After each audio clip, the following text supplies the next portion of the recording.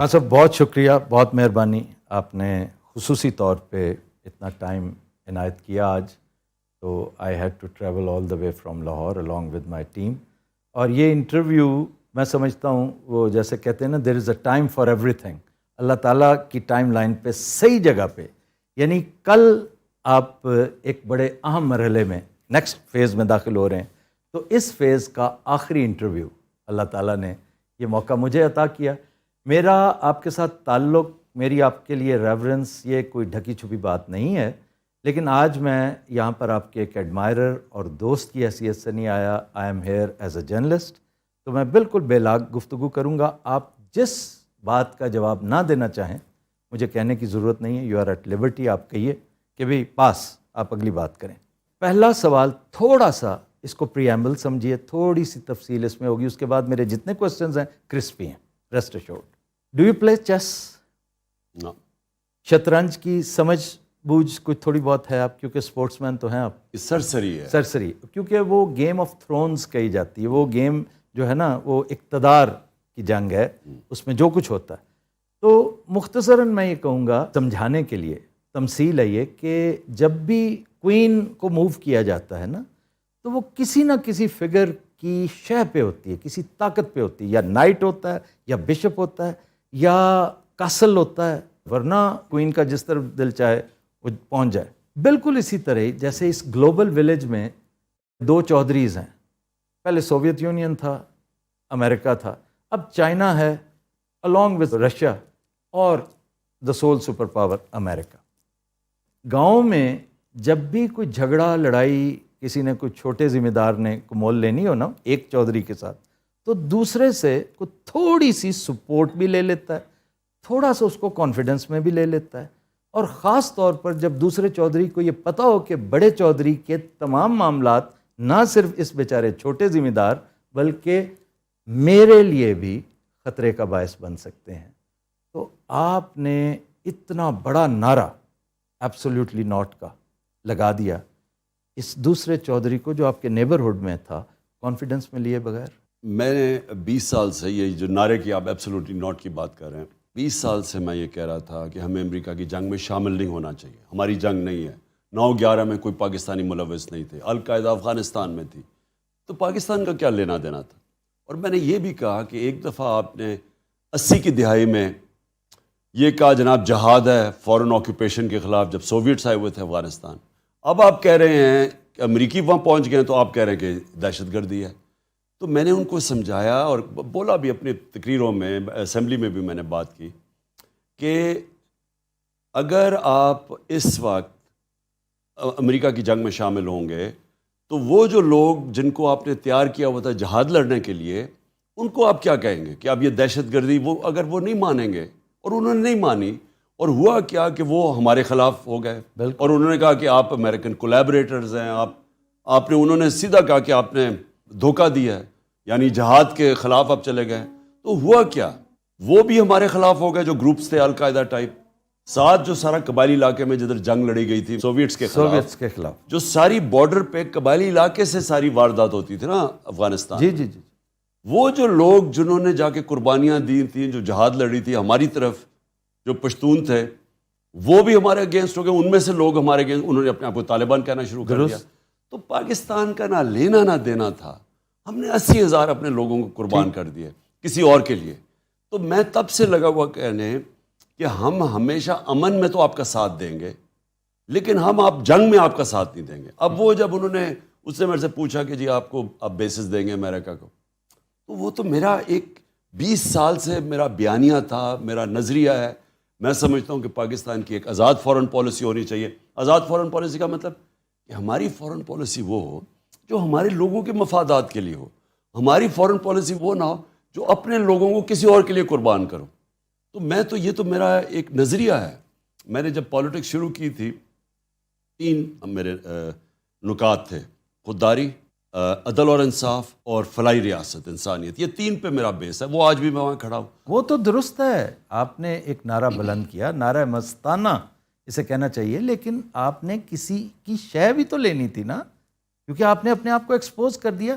ہماری وہ پوزیشن ہرگز نہیں تھی آپ کو پتہ ہے کنزر کو آپ میرے سے زیادہ جانتے ہیں، یہ مصدق کے معاملات سے بلکہ اس سے بہت پہلے لیٹن امریکہ میں جو شروع ہوا، بنانا ریپبلکس میں جو کچھ ہوا، اس سارے معاملے کو ذہن میں رکھتے ہوئے آپ تاریخ کے اسٹوڈنٹ ہیں، آپ کو ان دوستوں کے ساتھ کچھ تھوڑی بہت گفت و شنید کرنی چاہیے. ایک لوک وارم، مجھے اجازت دیجیے یہ کہنے کی، کیونکہ بہرحال میں آپ کا ووٹر بھی تھا اور مجھے محسوس یہ ہوا کہ یہ ایک طرح سے فیلئر ہے آپ کی فارن پالیسی کا، کہ آپ کے پرسنل ریلیشن شپ ایسے ہونے چاہیے تھے کہ چائنا کو احتجاج کرنا چاہیے تھا کہ اس میں وہ آپ کا جو ایک نیریٹو تھا کہ بھئی یہ اس میں رجیم چینج کے شواہد موجود ہیں، چائنا نے ایسا کچھ نہیں کیا. دوسرے تیسرے دن مبارکباد دی جا رہی ہے اور وہ سارا سلسلہ. اصل میں آفتاب دیکھیں، پہلے تو یہ کلیئر ہو جائے کہ اگر میں نے اپنے ملک کی خودداری یا ساورنٹی کے اوپر میں نے سودا کرنا تھا تو اس سے بہتر ہے کہ میں نہ ہی وزیر اعظم رہوں. یہ میرے سے اگر یہ سمجھے کوئی کہ میں اپنے لوگوں کو کسی اور کے لیے قربان کروں گا، کسی اور فارن پالیسی آبجیکٹیوز کے لیے، جو اصل میں اگر آپ بیس دے دیتے ہیں، یا اگر آپ ہمیں یہ کہیں کہ نہیں جی آپ روس نہیں جا سکتے، آپ کون ہیں ہمیں کہنے والے روس نہیں جا سکتے؟ ہندوستان ان کا اسٹریٹجک ایلا ہے، وہ روس سے تیل بھی لے لے، وہ ہتھیار بھی لے لے، اور وہ آپ کا اکنامک پارٹنر بھی بن جائے اور پولیٹیکل پارٹنر بھی بن جائے، تو ہمیں وہ کہیں کہ نہیں جی آپ روس نہیں جا سکتے، چائنا کی آپ کی ریلیشن شپ زیادہ قریب ہو گئی. یہاں لائن ڈرا کرنی پڑتی ہے کہ آپ کھڑے ہوتے ہیں کہ نہیں، مجھے 22 کروڑ پاکستانیوں نے الیکٹ کیا تھا، میری ذمہ داری میرے 22 کروڑ پاکستانی ہیں، پھر میں باقی چیزوں کا سوچوں گا. میری ہمیشہ یہ سوچ ہے کہ ایک ملک جب اٹھتا ہے خودداری سے اٹھتا ہے، قومی غیرت سے وہ ملک اٹھتا ہے. کبھی بھی جوتے پالش کر کے کوئی قوم آج تک اوپر نہیں اٹھی. خان صاحب، اس معیشت کے ساتھ کیسی خودداری، کیسی غیرت، یہ سارے تو کلیشز لگتے ہیں. آپ انڈیا کی مثال دے رہے ہیں، انڈیا کی معیشت دیکھیے آج کہاں پہنچی ہوئی ہے.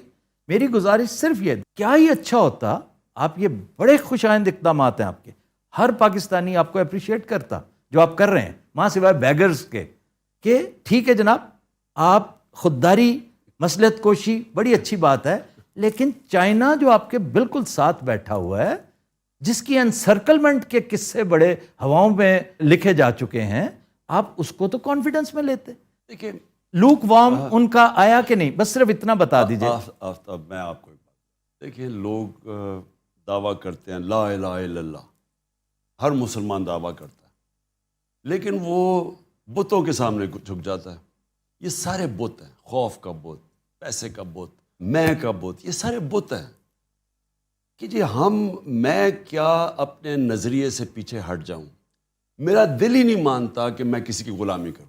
میرا ہمیشہ پلان یہ تھا کہ ہم نے اب اپنے پیر پہ کھڑا ہونا ہے. ساری پالیسیز میں نے کی بیٹھ کے، اور مجھے خیر تھوڑا دیر لگی سمجھنے کے لیے، کیونکہ پہلی دفعہ گورنمنٹ میں آئے تھے، اتنے بڑے کرائسس تھے، لیکن میں یہ کلیئر تھا اپنے ذہن میں کہ میں نے اس ملک کی آمدنی میں اضافہ کر کے، حالانکہ ہم IMF کے پروگرام میں تھے، ہم نے اپنی گروتھ ریٹ بڑھا کے، اپنی آمدنی بڑھا کے، اپنے ٹیکسیشن بڑھا کے، اور ڈالرز ملک میں زیادہ لا کے، شروع میں اوورسیز پاکستانیز جس طرح انہوں نے ریمیٹنسز، اور پھر اپنی ایکسپورٹس بڑھا کے، یہی طریقہ تھا اپنے ملک کو پیر پہ کھڑا کرنے کا. میں یہ ہمیشہ یہ بھی سمجھتا تھا کہ اگر ہم کسی اور کی جنگ میں شرکت کریں، یہ ہماری ترقی رک جاتی ہے. یعنی آپ ترقی نہیں کر سکتے. آپ جب وار آن ٹیرر تھی، یا کرکٹ ٹیمز ہی نہیں آتی تھی، چھوڑیں کہ انویسٹر آنے پاکستان میں، پاکستان کو انہوں نے کہا most dangerous place in the world. یعنی ہم نے ان کی جنگ میں شرکت کر کے اپنا ملک کا تباہی کر کے رکھ دی. اور کیا ملا اینڈ میں پھر یہ کہتا ہوں، لیکن اپنی قوم سے پوچھتا ملا کیا ہمیں اس سے؟ اور جھاڑے ڈو مور کا انہوں نے ذلیل کیا کہ جی یہ دوگلے ہیں، یہ ہیں. یعنی مجھے بحیثیت پاکستانی اتنی شرمندگی ہوئی. تو میں اینڈ میں یہ بات کہتا ہوں، میرے دل میں یہ بات ہے کہ آپ کمپرومائز کرتے رہیں ایک لمٹ تک. جدھر آپ یہ سمجھتے ہیں کہ آپ کا ضمیر ہی نہیں مانتا، میرا تو ایمان ہی نہیں مانتا کہ میں جا کے جی اس طرح کھڑا ہو جاؤں ان کے سامنے، ہندوستان کھڑا ان کے سامنے. ہاں ہمارے اس وقت اکنامک سچویشن فریجائل ہے ہمارے زمانے میں. اب تو انہوں نے بیڑا غرق کر دیا نا. اب تو خیر اور بات ہے نا. ہمارے زمانے میں میں نے نیوٹرلز کو سمجھایا بھی تھا کہ یہ بڑی مشکلوں سے ہم نے اکانومی سنبھالی ہوئی ہے، کیونکہ ایک کرونا آ گیا، کرونا کے آفٹر افیکٹس آ گئے، کموڈٹی سپر سائیکل آ گیا، انرجی کی قیمتیں بڑھ گئیں، ہمارے پاس فورن ایکسچینج کے ریزروز کم تھے. تو بڑی مشکلوں سے ہم نیویگیٹ کر رہے تھے اس میں سے. تو میں نے جب مجھے پتہ چلا سازش ہو رہی ہے, میں نے نیوٹرلز کو سمجھایا, شوکت ترین کو بھی بھیجا سمجھاؤ کہ دیکھیں اگر اس وقت آپ نے یہ سازش کو کامیاب ہونے دیا تو یہ سارا بکھر جائے گا. یہ بڑی مشکلوں سے ایک مارکیٹ کا آج کانفیڈنس ہے, اگر آپ نے ہلایا تو یہ سنبھال آپ نہیں سمجھیں گے. میں نے یہ ایگزیکٹلی میں نے کہا ٹیل سپن میں چلی جائے گی آپ کی اکانومی, کیونکہ ہمارے پاس اتنے ریزروز نہیں ہیں. جو آپ نے ہندوستان کی بات کی, ہندوستان کے پاس ریزروز ہیں, لیکن میں پھر بھی یہ سمجھتا ہوں کہ امریکہ سے میں جانتا ہوں ان سے کیسے بات کرنی ہے, میں ان کی سمجھتا ہوں سائیکی. امریکہ کبھی بھی جب وہ سمجھتا ہے نا کہ اپنے کوئی نیشنلزم اپنے انٹرسٹ کے لیے کھڑا ہے, وہ ریسپیکٹ کرتے ہیں. جی. جب آپ ان کے پیر میں گرتے ہیں, جس طرح یہ چیری بلاسم گرا ہوا ہے. ٹرمپ نے آپ کی بڑی عزت کی, میری بالکل ٹرمپ سے بالکل ٹھیک, اور اتنی عزت دی جو پروٹوکول دیا مجھے اس نے. آنے والے دنوں میں اگر آپ پھر سے پرائم منسٹر ہوتے ہیں, پرائم منسٹر صاحب میں قطع کلامی کر رہا ہوں, یہ بتائیے کہ امریکہ کے ساتھ آپ کس طرح کے تعلقات فورسی کرتے ہیں؟ دیکھیے امریکہ سے ہمیں ہمیشہ اچھے تعلقات رکھنے, وہ اس لیے رکھنے چاہیے کہ امریکہ ایک ورلڈ پاور, ہم سب سے زیادہ ایکسپورٹ کرتے. ہمارے جو سب سے امیر پاکستانی ہیں وہ امریکہ میں بیٹھے ہوئے ہیں, جو اوورسیز امریکہ کی جو پاکستانی کمیونٹی ہے وہ سب سے امیر کمیونٹی ہے پاکستانی. ٹرو. تو ہمیں تو ہمیشہ, لیکن دیکھیں اچھے تعلقات اور غلامی میں بڑا فرق. جی. جو وہ میرے سے چاہ رہے تھے نا, وہ غلامی چاہ رہے تھے کہ آپ روس نہ جائیں, آپ جی یہاں بیسز دے دیں. میں اس چیز کے لیے, آپ کو یقین تھا کہ جنگ نہیں ہوگی یوکرائن میں؟ ہاں میں اطلاعات نہیں تھی آپ کو کوئی ایسی؟ نہیں, میں ہمیشہ سمجھتا تھا کہ جنگ نہیں ہوگی. اس کا مطلب ہے آپ کی اطلاعات ہی نہیں, آپ کا نیٹ ورک ہی ٹھیک نہیں. نہیں, یہ بات نہیں ہے. دیکھیں جو جنگ ہے نا, یہ جو پریزیڈنٹ پوٹن نے جو یوکرین میں کی, میں یہ سمجھتا تھا کہ آج کل کے زمانے میں کوئی اس طرح کی جنگ نہیں لڑے گا. پھر جب پریزیڈنٹ پوٹن مجھے ملا, 3 گھنٹے اس نے میری میٹنگ کی, اور ہمیں کیا پتا تھا کہ ہم وہاں پہنچے رات کو تو اگلے دن صبح جنگ شروع ہو جاتی ہے. میں تو بائی دا وے جنگ میں بلیو ہی نہیں کرتا, ہمیشہ ایک مسئلہ حل کرنے جاتے ہیں دوسرے شروع ہو جاتے. لیکن وہ اس نے پھر مجھے 1 گھنٹہ سمجھایا نقشے سامنے رکھ کے کہ کیوں اس نے یہ کیا. اس نے کہا میں بار بار ان کو بتاتا رہا کہ یہاں نہ آؤ, یہ ہمارے نیشنل انٹرسٹ ہے, کیا ضرورت ہے آپ کو نیٹو کو ہمارے بارڈر پہ آنے کی. اس کا یہ نیریٹو تھا, وہ مغرب کا دوسرا نیریٹو ہے. ٹھیک, ہمیں کیا ضرورت ہے ہم کسی کی سائیڈ لیں, آپ کے ہم نیوٹرل رہیں. خیر خواہ نے نہیں بتایا کہ فی الحال نہ جائیں؟ اصل میں وہ سارے اسٹیک ہولڈر سے ہم بات کر کے گئے تھے, بلکہ میں نے صبح نیوٹرلز کو بھی کال کیا تھا جانے سے پہلے, اور انہوں نے کہا ہم سب نے ڈسکس کیا ہے یہ ٹھیک ٹائم ہے جانے کا, اب کینسل نہیں کر سکتے. اور پھر وہ کیونکہ ہمیں روس کی ضرورت ہے, ہمیں ضرورت تھی تیل کی, ہمیں ضرورت تھی گندم ان سے خریدنی تھی, گیس ان سے لینی تھی, ضرورت تو ہمیں ان سے, فوج کو ان کی ملٹری ہارڈ ویئر لینا تھا, تو ضرورت تو ہمیں تھی. یہ شاہ محمود قریشی صاحب کو کوئی انویٹیشن آئی ہے چائنا سے؟ جی, بلکہ ترکی اور چائنا دونوں سے انویٹیشن آئی. یہ ایک بڑی اہم ڈیولپمنٹ میرا خیال ہے. یہ بھی آپ کے جلسے ولسے دیکھ کے تو نہیں امپریس ہو گئے کہ ایک دم کہ اصل لیڈر تو یہ؟ ان کی ساری ایمبیسیز ہیں یہاں, اور ان کی ایمبیسی سے ان کو پوری رپورٹ جاتی ہے. انہوں نے ساری جگہ کوشش کی پیسے پوسے لینے کی. شہباز شریف آپ کو پتہ ہے پنجاب سپیڈ سے وہ پھر سپیڈ میں پھرا ساری جگہ پیسے لینے کے لیے, اور کہیں سے اس کو ملا نہیں. وہ کیوں نہیں ملا؟ اس لیے نہیں ملا کہ ان ساروں کو پتہ چل گیا کہ جب رجیم چینج ہوئی تو پاکستان کی تاریخ میں کبھی نہیں ہوا کہ لاکھوں لوگ سڑکوں پہ نکلا ہے, ایسا کبھی ہوا ہی نہیں ہے. تو ان ساروں کو جب خبریں گئیں تو انہوں نے کہا کوئی بھی اس کو بیک نہیں کرنا چاہتا اس گورنمنٹ کو جس کی پبلک کے اندر پاپولیرٹی نہیں ہے. تو یہ بہت بڑی وہ باہر کی دنیا بھی دیکھتی ہے, اور ان کو پھر لگ رہا ہے کہ کوئی عارضی سیٹ اپ ہے. آپ کا ووٹر خان صاحب وہ آپ پر جان نچھاور کرتا ہے, آپ سے بڑی محبت کرتا ہے, لیکن جس انقلاب کی آپ بات کرتے ہیں یہ کہا یہ جاتا ہے کہ وہ اس کے لیے تیار نہیں ہے, وہ اس کی قیمت ہے, کیونکہ انقلاب ایک بڑی خطرناک چیز ہے. تبدیلی, ایوولوشن, ریولوشن, یہ مختلف چیزیں ہیں. آپ انقلاب مانگتے ہیں, قوم انقلاب کے لیے تیار نہیں. دیکھیں کتنی مہنگائی ہوگی, کس قدر ذلت اور رسوائی ہوگی, لیکن کیا آپ ہی کال دیں گے تو یہ باہر آئیں گے؟ اگر انہیں تبدیلی, چینج, عزت, انقلاب چاہیے ہوتا تو آپ کی کال کی محتاجی نہیں ہونی چاہیے تھی. آفتاب کل میں نے کال دی ہوئی ہے, وہ تو آپ نے دی نا. سارے پاکستانیوں کو یہ آئیں گے باہر, اس میں کوئی شک نہیں. اتنی زیادہ مہنگائی کر یہ خود کیوں نہیں نکلتے؟ مجھے میں کیوں میں ساروں کو کہہ رہا ہوں نکلے. میں کیوں کہہ رہا ہوں، پہلے میں یہ واضح کر دوں، انہوں نے بار بار ہمارے 3.5 سال میں کہا کہ جی مہنگائی میں لوگ تباہ ہو گئے، مہنگائی اتنی ہو گئی. ہم ان کو کہتے بھی رہے کہ کرونا کے بعد سپر سائیکل آ گیا، دنیا میں قیمتیں بڑھ گئی ہیں، عالمی مہنگائی ہے. ہمیں کہے جی آپ نے 4 روپے پٹرول کی قیمت بڑھا دی اور شور میں جائے. وہ بلاول صاحب اس نے پوری مہنگائی مارچ کر دی. وہ اور بات ہے کہ وہ لوگوں کو یاد ہے کام پہ ٹانگنے والی مارچ، اور وہ روپیہ خرچ کر دیا اس نے یہاں پہنچانے کے لیے کہ جی وہ مہنگائی ہوگی بہت. تو ان کا سارا جو وجہ تھی یہ سازش کی جو انہوں نے پبلکلی ڈکلیئر کی، وہ مہنگائی تھی کہ بہت مہنگائی کر دی. ٹھیک جی، انہوں نے جو منہ کھولتا فضل الرحمان لانگ مارچ آئے تو وہ پہنچ گیا مہنگائی ہے، یہ کہتے ہیں مہنگائی ہے. تو اب جب ان کو حکومت ملی تو انہوں نے تو 2 مہینے میں وہ مہنگائی کر دی جو ہم نے 3.5 سال میں نہیں کی. تو بیچارے پھنس گئے. ہم نے 50 روپے ڈیزل بڑھایا تھا اپنے 3.5 سال میں، اور ہم نے 55 روپے پٹرول بڑھایا تھا. انہوں نے 85 روپے پٹرول بڑھا دیا اور 110 روپے ڈیزل بڑھا دی.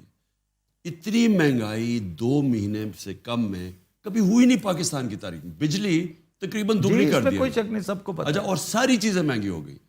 تو سوال اس کا یہ ہے کہ اگر آپ مہنگائی روکنے کے لیے آ رہے تھے اور آپ نے یہ سازش، بیرونی سازش میں حصہ لے کے گورنمنٹ کو گرایا ہے، درست، تو اب مہنگائی آسمانوں پہ پہنچ گئی ہے. کون ذمہ دار اس کا؟ اچھا، کہتے ذمہ دار ہم ہیں، مجھے کہتے میں ذمہ دار ہوں. میں ان سے سوال پوچھتا ہوں کہ اگر میں ذمہ دار تھا تو آپ کو ضرورت کیا پڑی تھی گورنمنٹ گرانے کی؟ مجھے پھر ذمہ داری اٹھانے دیتے. یعنی اگر یہ مہنگائی ہو رہی تھی، میں بیٹھا ہوا تھا، وہ ڈر گئے تھے نا کہ آپ کہیں مزید نیچے نہ لے جائیں اسے. نہیں، ان کا خیال تھا کہ شہباز شریف، یہ دیکھیں یہاں بھی سوچ کی غلطی ہو جاتی ہے. شہباز شریف کا امپریشن تو خان صاحب یہی تھا، شہباز اسپیڈ، کہ he will deliver. Unfortunately he could not. دیکھیں انہوں نے کہا کہ یہ بارودی سرنگیں میں چھوڑ گیا ہوں، تو میں نے تو اگر میں یہ تھا تو میں اسٹیبلشمنٹ کو کیوں کہتا کہ اگر تم نے گورنمنٹ اس وقت ہٹائی یہ سازش کے تحت جو ہو رہی ہے ہمارے خلاف، اور نیوٹرل رہ گئے اور گورنمنٹ چلی گئی، تو یہ بکھر جائے گا، یہ اکانومی نہیں سنبھالی جائے گی. تو میں اسے کیوں بتا رہا تھا؟ اگر مجھے اس لیے کہ مجھے ملک کا فکر تھی، نہیں تو مجھے کہنا چاہیے تھا کہ ٹھیک ہے آنے دو ان کو. ایک تو میں یہ کہنا چاہتا ہوں کہ یہ مجھے پتا تھا کہ بڑی مشکلوں سے ہم سنبھال رہے ہیں، اور مجھے پتا تھا ان سے نہیں سنبھلنی، کیونکہ شہباز شریف کی جو ساری ڈیولپمنٹ ہوئی ہے نا، وہ صرف اشتہاروں میں ہوتی ہے. اشتہار اٹھاتے تھے تو ادھر ایک طرف نواز کی تصویر، ایک طرف شہباز کی. 50 ارب روپے کے اشتہار دے دیے کہ یہ کر دیے، وہ کر دیے، وہ کر دیے. تو وہ آج قوم کے سامنے، میں اللہ کا شکر ادا کرتا ہوں، وہ سچ کا خدا ہے، الحق ہے، اس نے سب کے سامنے لے آیا کہ جس وہ 7 بجے صبح اٹھ کے کام پہ پہنچ جاتا شہباز شریف. اب وہ 7 بجے اٹھ کے کام پہ پہنچنے سے اگر ملک ٹھیک ہو جاتا تو بسم اللہ، 7 بجے اٹھ جاتا. میرا مالی 6 بجے اٹھتا، صبح شروع ہو جاتا ہے کام کرنے. اگر یہی کرائیٹیرین ہے کہ اس نے ملک ٹھیک کرنا تھا، آج سارے اکنامک انڈیکیٹرز، آج پاکستان کی موڈیز نے ہمیں ڈاؤن گریڈ کر دیا نیگیٹو پہ. آج وابڈا، جس پہ ساری ہماری ڈیمز کے پروجیکٹ ڈپینڈ کر رہے ہیں، وابڈا جس کو انٹرنیشنل لونز مل رہے تھے، اس کی کریڈٹ ریٹنگ ڈاؤن گریڈ ہو گئی ہے مائنس، جس کا مطلب اس کو لونز نہیں ملیں گے، جس کا مطلب ہمارا جو 50 سال کے بعد ہم ڈیمز بنا رہے تھے وہ پروجیکٹ خطرے میں چلا گیا. آج جو ہماری انفلیشن ہے، جو مہنگائی ہے، وہ جب لیٹسٹ فگر آئی ہیں یہ تقریباً 30% پہ پہنچ گئی ہے. اور 30% کا مطلب کہ تقریباً لوگوں کی سب چیزیں دگنی ہونے والی ہیں. اور ابھی جو روپیہ گرا ہے، 30 روپے ڈالر مہنگا ہوا ہے، یعنی روپیہ 30 روپے ڈالر کے بنسبت گرا ہے. اس کا کیا مطلب ہے؟ اس کا مطلب ہے کہ ابھی مزید اور طوفان آنے والا ہے مہنگائی کا، کیونکہ جیسے جیسے یہ اس کا افیکٹ جائے گا ڈیویلیویشن کا، تو ساری چیزیں جو ہم باہر سے لیتے ہیں وہ اور مہنگی ہو جائیں گی. خان صاحب، خرم دستگیر نے جو گفتگو کی ہے اس سے سرزد ہوگی ہے، جو اس نے جو بادشاہی کی ہے، اس حوالے سے خرم دستگیر نے سچ بول دیا ہے، جو کہ میں پہلے دن سے سرزد ہوا ہے اس سے. جب میں گورنمنٹ میں آیا تھا، آپ میری پہلی تقریر سن رہے ہیں جب انہوں نے مجھے بولنے نہیں دیا، اور مجھے پتا تھا بلیک میل کر رہے ہیں، اور میں نے پہلے دن کہا کہ جو مرضی کر لو، میں تمہیں NRO نہیں دوں گا. پہلی میری تقریر تھی اسمبلی کے اندر. انہوں نے مجھے شور مچا دیا، بات نہیں کرنے دی، بلیک میل کر رہے تھے. نہیں، میں جب سے آیا ہوں ان کا صرف ایک کوشش تھی کہ کسی طرح NRO دے دو. مشرف نے ان کو NRO دیا اپنی کرسی بچانے کے لیے.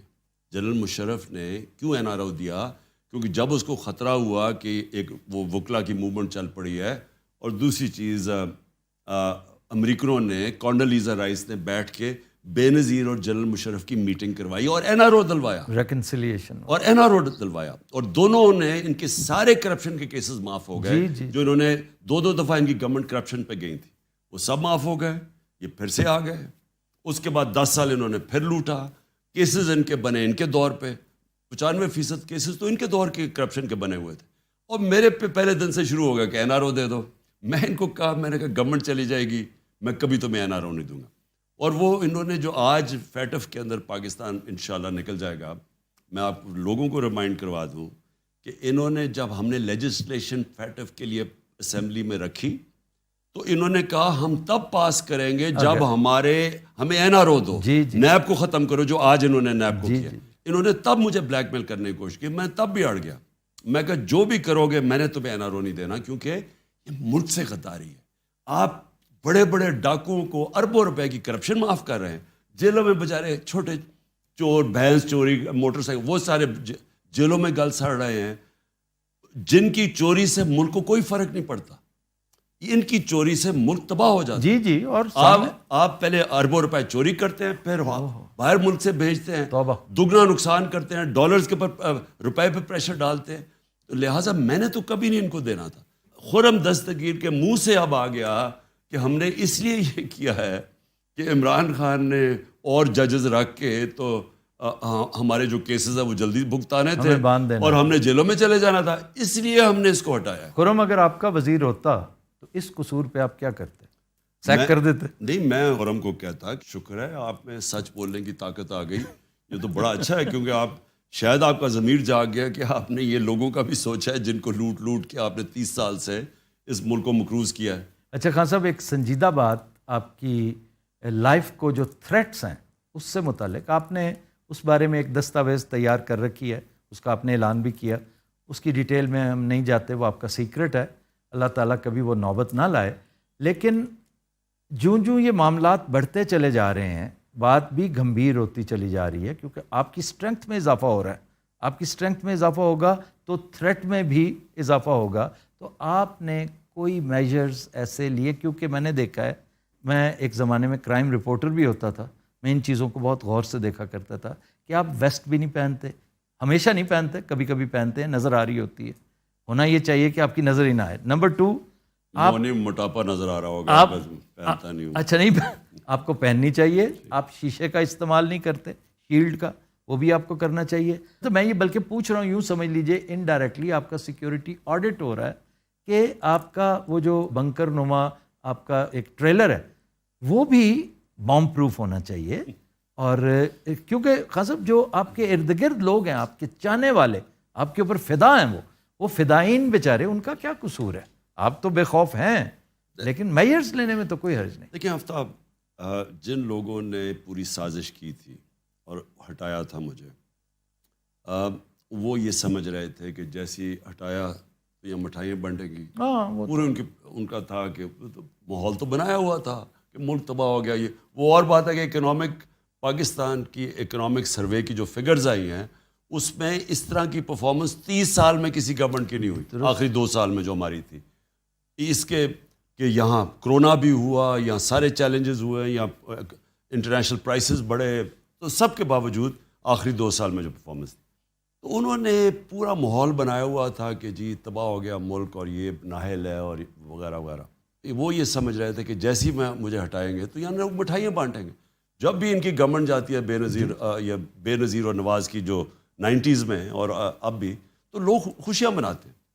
جب پبلک نکل آئی اور پبلک انہوں نے دیکھا کہ پبلک ساتھ کھڑی ہے، پھر جلسے، تاریخی جلسے ہوئے، پبلک آ گئی اس میں، تو تب ایک پلان بنا بی، اور مجھے پتہ چل گیا، وہ بند کمرے میں فیصلہ کیا گیا کہ اب اس کو فارغ کیا جائے۔ تو میں نے اس کے لیے صرف، کیونکہ آپ اس کو روک تو نہیں سکتے، لیکن کیونکہ مجھے پتہ چل گیا، میں نے ایک ویڈیو اس کی ریکارڈ کروائی ہے، میں نے وہ محفوظ جگہ پہ پہنچا دی، اور اس میں نے سارا بتایا کہ سازش میں کون کون ملوث ہے اور یہ کس کی سازش ہے، تاکہ میری قوم کم از کم ان سے جواب طلب کرے۔ دیکھیں، آپ اپنی سیکیورٹی ایک حد تک کر سکتے ہیں، اس کے بعد آپ کی کتنی آپ سیکیورٹی کر سکتے ہیں؟ بہت مشکل ہے. اور یا تو آپ پبلک پہ نہ نکلیں. ابھی ہمارے الیکشنز ہو رہے ہیں, ہم نے یہ بائی الیکشنز ہیں پنجاب میں, اس میں شرکت کروں گا, اور پبلک پہ تو نکلنا پڑتا ہے. ایک حد تک آپ پوری کوشش کرتے ہیں اپنے آپ کو سیکیور کرنے کی.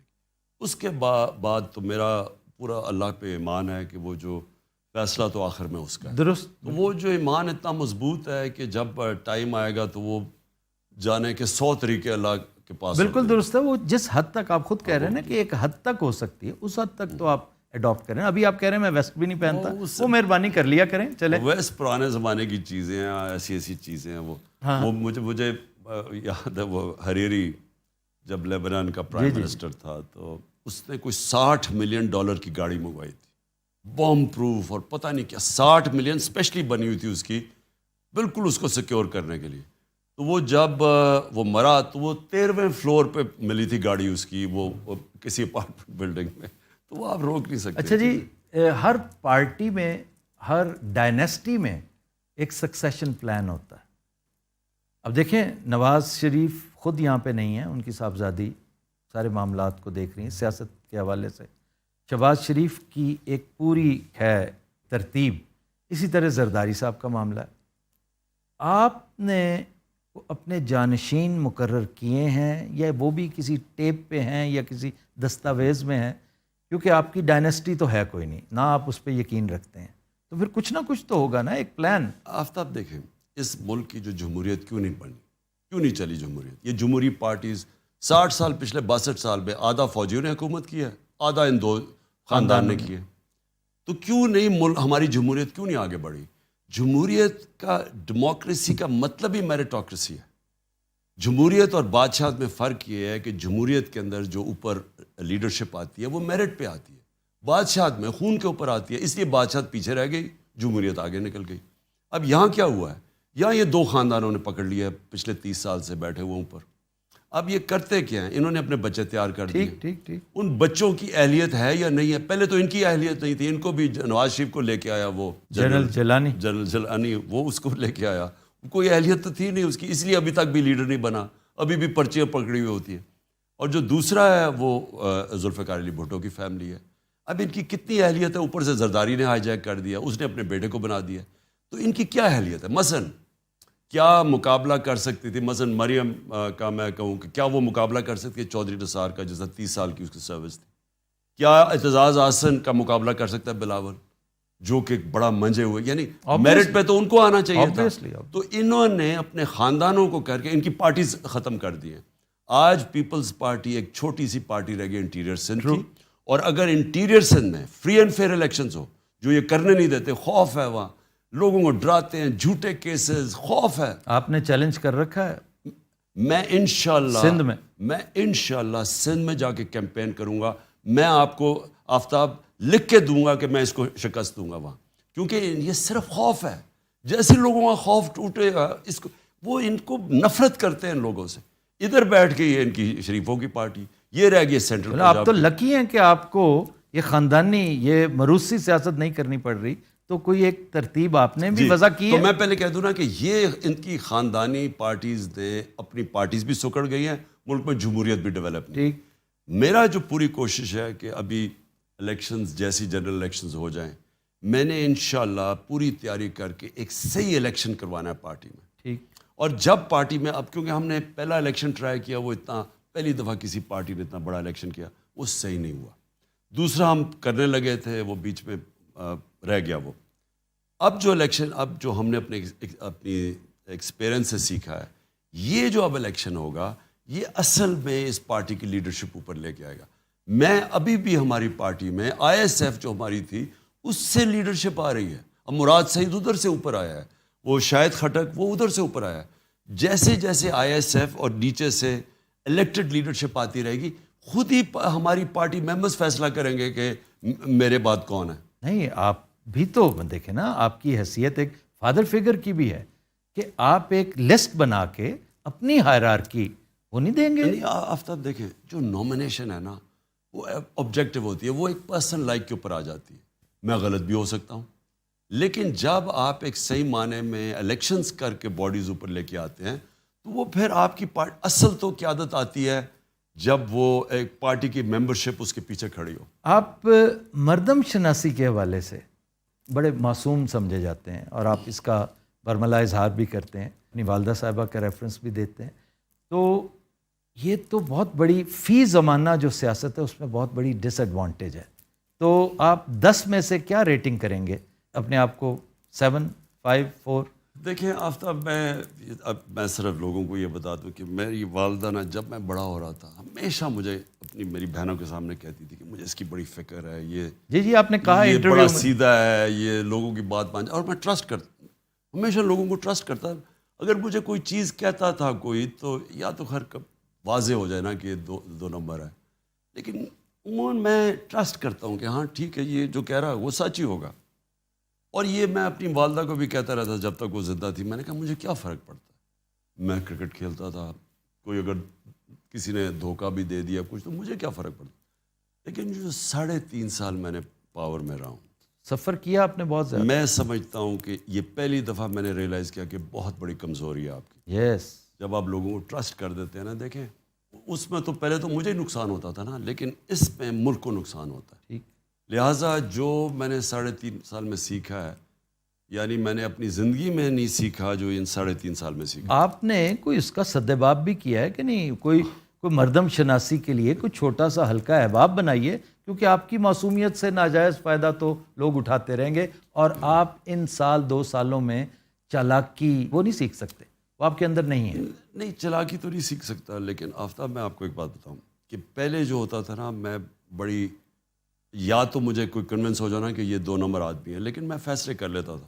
اب میں نے ایک سسٹم اپنے ذہن میں بنایا ہوا ہے کہ میں نے جب تک مجھے ویریفیکیشن, ایک انگریزی کا ورڈ ہے ڈیو ڈیلیجنس, جب تک وہ میں نہیں کروں گا میں اب فیصلہ نہیں کرتا. یہ آپ نے شوکت ترین سے لیا ہوگا, کیونکہ بینکرز ڈیو ڈیلیجنس ضرور کرتے ہیں. نہیں, جو پوزیشن جب آپ پرائم منسٹر یا منسٹر بن جاتے ہیں تو آپ کو ضرور کرنی چاہیے, کیونکہ نقصان آپ کو نہیں ہوتا, آپ اپنے ادارے اپنے ملک کو نقصان پہنچاتے ہیں. اچھا, آن اے لائٹر نوٹ, لوگ جو آپ کے کرٹکس ہیں, جو پسند بھی کرتے ہیں نہ چاہتے ہوئے بھی, شاید آپ کے ووٹرز بھی ہوں, وہ کہتے ہیں کہ آپ کے اندر وائٹامن آئی بہت ہے.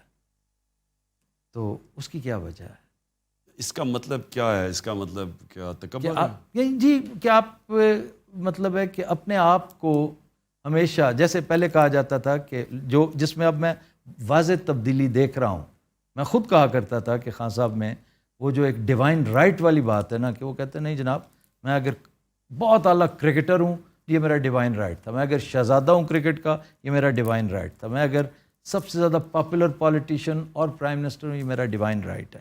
تو اس لیے آپ کے بارے میں لوگ کہتے ہیں کہ آپ آئی ایم دا ون, آئی, تو وہ زیادہ آپ کے ہاں. آفتاب میں آپ کو بتاؤں, یہ آئی کس میں آتا ہے؟ یہ ایکچولی ڈیوائن رائٹ والوں پہ آتا ہے, کہ جو سمجھتے ہیں کہ میں جی کیونکہ میں نواز شریف کی بیٹی ہوں تو میرا ڈیوائن رائٹ ہے, اور میں اپنے آپ کو سمجھتی ہوں کہ مجھے کسی کی ضرورت ہے مجھے پوچھنے کے لیے کہ پیسے کدھر سے آئے, کیونکہ میرا تو ڈیوائن رائٹ ہے. یا وہ بلاول, اس نے کہا کہ اگر نیب نے کسی چیز پہ بلایا, کہتا کہ اگر مجھے نیب بلائے گی تو میں یہ کر دوں گا. یہ ڈیوائن رائٹ ہے. جو آدمی اپنے پیر پہ اسٹرگل کر کے پہنچتا ہے وہ کبھی یہ نہیں کہتا ڈیوائن رائٹ ہے. جو بھی اسٹرگل کر کے, مثلا آپ نے اگر ملک میں اپنے ملک کے ٹاپ کھلاڑی یا ٹاپ 11 کھلاڑیوں میں آنا ہے تو اس کا ایک بڑا لمبا پروسیس ہے اسٹرگل کرنے کا. اس میں ماریں کھاتے ہیں, گرتے ہیں, چڑھتے ہیں. وہ جب ادھر آپ پہنچتے ہیں پھر وہ اپنے آپ کو وہاں رکھنا وہ سارا اسٹرگل ہے. پھر ایک ہاسپٹل, یا جب شروع کیا کینسر ہاسپٹل, اور اب نمل یونیورسٹی, القادر یونیورسٹی ہے, یعنی 2 یونیورسٹیز شروع, اب دوسری شروع ہے. یہ ایک بہت بڑی اسٹرگل ہے. اور پھر پولیٹکس کے اندر 2 پارٹی سسٹم میں 0 سے شروع کر کے 14 سال مذاق اڑنا پولیٹکس میں ہے, وہ ایک بہت بڑی اسٹرگل ہے. تو جو اسٹرگل کرتا ہے نا وہ کبھی ڈیوائن رائٹ نہیں سمجھتا, کیونکہ آپ کی اونچ نیچ ہوتی ہے نا. اسٹرگل آپ جب کرتے ہیں تو وہ ایسے نہیں, آپ اوپر, آپ کبھی گرتے ہیں پھر اوپر جاتے ہیں پھر گرتے ہیں. تو جو نیچ ہوتی ہے نا جب آپ گرتے ہیں وہ آپ کو ایک بڑا زبردست ایجوکیشن دیتی. اصل زندگی میں نے جب سیکھا ہے مشکل وقت نے سکھایا, جب آپ برا وقت ہو. تو اگر میں آپ مجھے یہ کہنا کہ آئی ہوتا نہیں ہے. اور پھر ایک اور اس کے اوپر چلے جائے, تکبر جو ہوتا ہے, تکبر اصل میں آئے ہوتا ہے تکبر کہ میں کچھ ہوں. تکبر وہ آدمی جس میں اللہ میں ایمان ہوتا ہے نا, اس میں تکبر آ ہی نہیں سکتا. کیونکہ وہ یہ جب آپ کہتے ہیں نا میں نے یہ کیا, اس کا مطلب آپ نے اللہ کا جو رائٹ ہے وہ ڈینائی کر دیا. میں نے جتنی زندگی میں مارے کھائی ہیں, کسی نے, میں آپ کو یقین دلاتا ہوں, کسی نے اتنی دفعہ گرا نہیں ہے جتنا میں گرا ہوں. اونچ سے نیچے آتا تھا, پھر وہ کھڑا ہوتا. تو اس میں جو سب سے بڑا سبق میں نے سیکھا کہ کوشش انسان کی, کامیابی اللہ دیتا ہے. آپ جو مرضی کر لیں, آپ محنت جتنی مرضی کر لیں, جب تک اوپر والے کا حکم نہیں آپ کامیاب نہیں ہوتے. تھوڑا سا اسٹریٹجک کوشچن, جتنی پاپولیرٹی اللہ تعالیٰ نے آپ کو عطا کی ہے, جس طرح نظر آ رہا ہے, میں نے اپنی آنکھوں سے, میں نے ذوالفقار علی بھٹو کی پوری مہم دیکھی ہوئی ہے. میں بہت چھوٹا تھا لیکن میرے والد چونکہ پیپلز پارٹی کے فاؤنڈنگ ممبرز میں سے ایک تھے, تو ہم نے غور سے دیکھا ہے یہ اس کو ایک طرح سے سرپاس کر گئی ہے آپ کی پاپولیرٹی. اور جو لوگوں کا بھی بیانیہ ہے نا کہ آپ کے ساتھ زیادتی ہوئی ہے, کچھ لوگ ایسے ہی خام خواہ آ کے کھڑے ہو گئے ہیں آپ کے ساتھ. تو آپ کو اتنا زیادہ تشکر اور سرشاری کی کیفیت جو اللہ تعالیٰ نے آپ کو عطا کر رکھی ہے, اس کے بعد میٹر کرتا ہے کہ آرمی چیف کوئی بھی ہو, جو مرضی آ جائے. آپ یقین کریں, میرے کبھی ذہن میں بھی آرمی چیف نہیں آیا.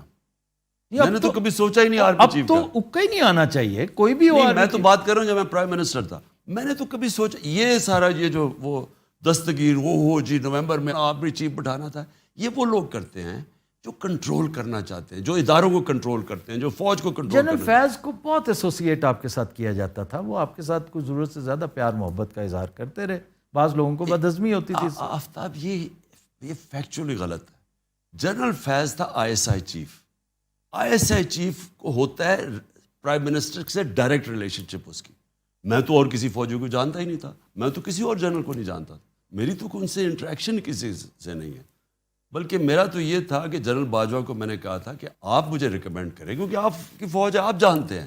یہ جو خوف تھا مخالفین کو کہ جناب میں کوئی سفارش کر کے کوئی لاؤں گا, کیونکہ مجھے کوئی ڈر ہے کہ جی اگر آرمی چیف میرا نہ ہوا تو پتہ نہیں ملک کی چلے.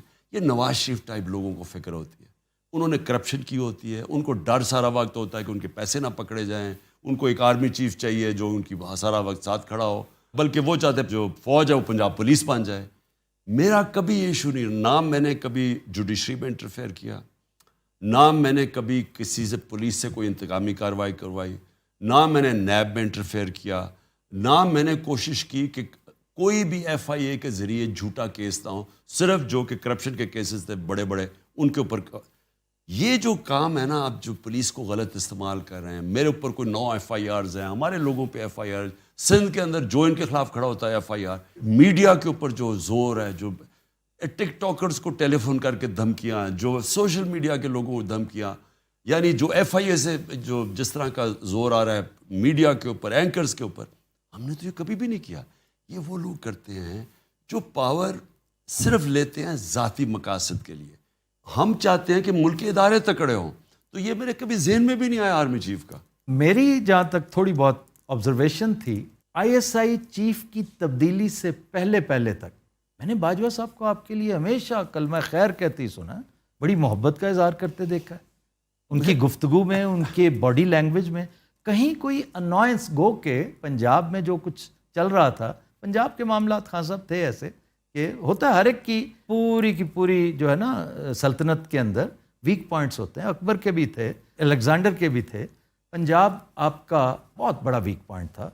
تو یہ یکایک آئی ایس آئی چیف کی تبدیلی نے پانسا پلٹ دیا تعلقات میں. نہیں ایکچولی مجھے کبھی سمجھ نہیں آئی کہ یہ ایشوز بنے کیا. یہ میں بعد میں سنتا ہوں کہ جی آپ کہہ دیتے جی ٹھیک ہے جس کو مرضی لیں, نو پرابلم. میں نے ہمیشہ یہ کہا, میں نے تو کبھی بھی یہ نہیں کہا کہ نہیں جی, میں نے صرف یہ کہا کہ جو سردیاں ہیں میں تو پبلکلی کہہ بیٹھا تھا کہ سردیاں ہمارے ساتھ سب سے مشکل ہیں. ایک ہی سازش کر رہے تھے, یہ ہمیں پتہ چل گیا تھا, یہ سارے جو کرپٹ لوگ ہیں ٹولہ, یہ سازش کر رہے تھے, یہی این آر او کا چکر تھا سارا. اور دوسرا مجھے افغانستان کی فکر تھی کہ وہاں, میں جون کی بات کر رہا ہوں, کہ وہاں خون خرابہ ہونا تھا. جب امریکن میں جانا تھا وہ اور بات ہے کہ ان کی فوج سرنڈر کر گئی, نہیں تو وہاں فال آؤٹ ہونا تھا, اس کا ڈائریکٹ فال آؤٹ پاکستان میں تھا. تو میرا دوسرا تھا. اور ابھی بھی جو دہشت گردی ہوئی ہے ہمارے بڑے فوجیوں نے قربانی دی ہے یہ پچھلے 6 مہینے میں, تو میرا وہ ایشو تھا. میں صرف اس کو چاہ رہا تھا کہ سردیوں میں وہ جنرل فیض رہے. میرا یہ کبھی بھی سوچ نہیں تھی کہ جناب اگلا آرمی چیف کون ہوگا. وہ نومبر تو بہت دور تھی میرے لیے. خان صاحب آخری بات، یہ سوال بھی ہے اور ایک طرح سے پیغام بھی. میں چاہوں گا کہ آپ ہمیں انکریج کرنے کے لیے بتائیں کہ یہ جو زبوں حالی ہے، یہ جو بدحالی ہے، معیشت جس طرح زمین دوز ہو چکی ہے، نوز ڈائیو کر چکی ہے، کل کلاں آپ پھر سے پرائم منسٹر بنتے ہیں تو آپ سمجھتے ہیں کہ آپ اس کو ہینڈل کر لیں گے؟ پہلے تو آفتاب ان کو یہ جب 97 سے 99 تک آئے تھے نون لیگ، آپ ذرا پوچھیں کہ ان کی کیا چھوڑ کے گئے تھے. تب بھی یہ بڑا خسارہ چھوڑ کے گئے تھے، تب بھی ان کی کوئی ایکسپورٹس نہیں بڑھی. دیکھیں دولت تو تب بڑھتی ہے جب ایکسپورٹس بڑھتی ہے. ٹھیک. ان کے دور میں نہ تب ایکسپورٹس بڑھی، اس باری جو 5 سال گزرے تب نہ ایکسپورٹس بڑھی. اور آپ نے ایکسپورٹس باقی بہت اوپر لے گئے. سو ان کا ہمیشہ دور آتا ہے، یہ مال خود بناتے ہیں، ہر چیز غلط لوگوں کو اپوائنٹ کرتے ہیں، سارے ادارے تباہ کرتے ہیں. یہ نا ہمیشہ مخالفین کے خلاف FIRs اور خوف کے ذریعے یہ حکومت کرتے ہیں. ان کے اندر نہ کوئی ڈیموکریسی ہے. تو یہ جب آئے تھے اس باری، یہ کیوں کوئی سمجھ رہا تھا کہ کوئی اب جب آئے کہ کوئی بدل جائے گا؟ ان کی کوئی اہلیت نہیں ہے، نہ انہوں نے آج تک کبھی کیا ہے. ان کے ماضی اٹھا کے دیکھ لیں. اگر ہم پہلی دفعہ حکومت بنی ہو اور پچھلے 2 سال میں ہماری جو اکنامک پرفارمنس ہے وہ 30 سال میں سب سے بہتر ہے، تو ہم تو پہلی دفعہ آئے تھے، یہ تو بڑے تجربہ کار تھے. تو یہ ایکسپوز ہوئے ہیں. ان کا ساری دنیا کو آج پتہ چل گیا کہ نہ کوئی پنجاب سپیڈ تھی نہ کچھ. وہ درست ہے، بالکل درست. تو اب جو آپ بات کر رہے ہیں نا، اب مجھے نہیں پتا ریسیپی کیا آپ کے پاس؟ مجھے نہیں پتا کہ کدھر یہ چھوڑ کے جائیں گے، کیونکہ ملک تو جا رہا ہے اب ایسے. مجھے خوف ہے کہ یہ ڈیفالٹ کی طرف نہ چلا جائے. مجھے یہ خوف ہے کہ یہ ادھر تک نہ چھوڑ دیں کہ ہمارے ملک اس سطح پہ پہنچ جائے کہ جنہوں نے ہمیں اگر بیل آؤٹ کروانا ہو تو وہ ہمارے سے وہ قیمت ڈیمانڈ کریں جو ہماری نیشنل سیکیورٹی اور ہماری ساورنٹی کے اوپر. ایسٹس، ساورنٹی نا، ایسٹس کا مطلب ساورنٹی. جی جی ایبسولوٹلی. مجھے وہ خوف ہے کہ یہ جس طرح جا رہے ہیں اب ان کے پاس تو کوئی نہ روڈ میپ ہے نہ پلان ہے، صرف کہ امریکہ وہ امریکن ایمبیسڈر کے پاس پہنچ گئے کہ جی ہماری خدا کے واسطے مدد کریں. آپ آج اگر کال دیں، مطلب آپ کو اللہ وہ پوزیشن دے، آپ اس جھنڈے کے سامنے بیٹھے ہوں، آپ کی کال پہ آپ سمجھتے ہیں کہ آپ اگر ایک دفعہ کہیں کہ 60% ریڈکشن ہر انڈیویجول اپنی کنزمپشنز میں، چائے ہو، ایڈیبل آئل ہو، فاسل فیول ہو، الیکٹریسٹی ہو اور نیشنل سیونگز، تو کیا آپ سمجھتے ہیں کہ اس کو رسپونڈ کریں گے؟ یہ دیکھیں آفتاب، میں یہ سمجھتا ہوں کہ یہ جو جب سے 2 مہینے پہلے جب مجھے گورنمنٹ سے نکالا، تو میں یہ سمجھتا ہوں کہ ان 2 مہینے میں جو میں نے دیکھا ہے، پہلی دفعہ میں نے دیکھا کہ پاکستان ایک قوم بننے جا رہی. کیونکہ میں نے جس طرح کے طبقوں کو دیکھا ہے، شرکت کی ہے، جس طرح کے میں نے جلسوں میں پبلک نکلتے دیکھی ہے، اور انشاءاللہ کل پبلک نکلے گی یہ مہنگائی کے اوپر، میں یہ سمجھ رہا ہوں کہ جو اسی طرح ہم ایک قوم بن گئے تو پھر کوئی چیز مشکل نہیں ہے. جب آپ قوم بن جاتے ہیں نا، تو جرمنی اور جاپان تباہ ہوئے ملک، ایک بلڈنگ نہیں کھڑی تھی اور وہ 10 سال پہ پھر کھڑے ہو گئے. قوم تو بنا دی آپ نے. نہیں، وہ قوم وہ ہوتا تب ہے جب آپ قوم بن جاتے ہیں. اور مجھے لگ رہا ہے کہ اللہ کا خاص کوئی کرم ہوا ہے اس مشکل وقت میں کہ ہم ایک وہ قوم بننے جا رہے ہیں جو پھر آخر میں یہی جو آپ نے باتیں کی، ہم سب سے پہلے تو بیرون ملک پاکستانی، ان کو جب ہم کہیں گے کہ آپ اپنا پیسہ پاکستان میں رکھیں، اصل مسئلہ تو ڈالرز کا ہے نا، وہ اگر ہمارے ان کو ہم اٹریکٹ کریں، اور وہ سب سے زیادہ محب وطن پاکستانی ہیں، وہ اگر یہاں اپنے ڈالرز لے آئیں ایک عرصے تک، جب تک ہم اپنے پیر پہ کھڑے ہو جائیں، اور پھر ہم ساری چیزیں کہہ سکتے ہیں کہ آج مجھے تو پانی کا بھی مشکل لگ رہا ہے، پانی کی بھی ہم کیسے کنزرو کریں، ہم اپنی بجلی کنزرو کریں. ہم اگر ہمارے پاس مشکل وقت ہے تو ہم اپنا پٹرول اور ڈیزل کنزرو کریں. یعنی یہ قوم کر سکتی ہے.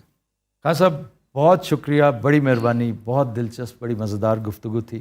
آپ نے اتنا قیمتی وقت نکالا، اور مجھے یقین ہے کہ ہمارے ویورز کو بھی اس گفتگو سے بہت لطف آیا ہوگا. Thank you very much.